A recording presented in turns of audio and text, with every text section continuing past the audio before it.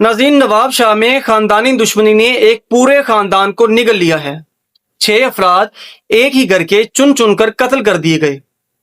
मकामी अफराद के मुताबिक जैसे ही फायरिंग की आवाज आई, पूरा इलाका लरस गया।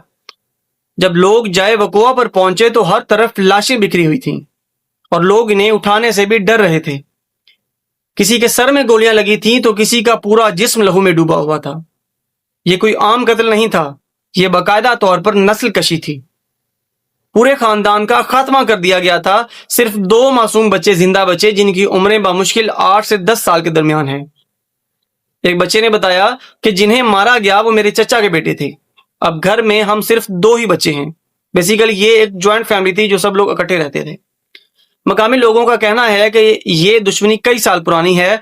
तकरीबन 12 से 14 साल पहले एक कत्ल हुआ था, फिर बदला लिया गया और इस बदले में 3 लोगों को मार दिया गया और अब ये 6 बेगुनाह जाने सिर्फ एक पुरानी दुश्मनी की बीन चढ़ गई हैं।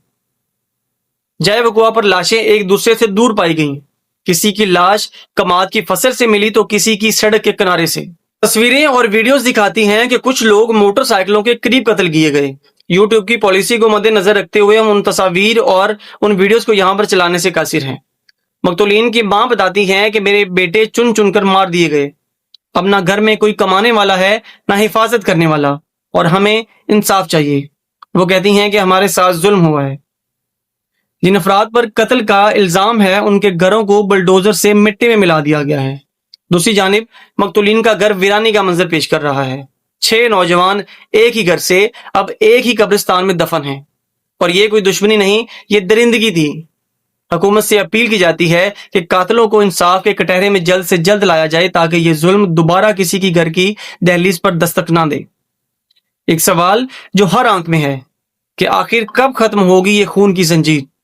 नाज़रीन, कमेंट्स बॉक्स आप लोगों के लिए खुला है। अपनी राय का इजहार जरूर कीजिएगा। मिलते हैं इंशाल्लाह किसी अगली वीडियो में, तब तक के लिए अल्लाह हाफिज।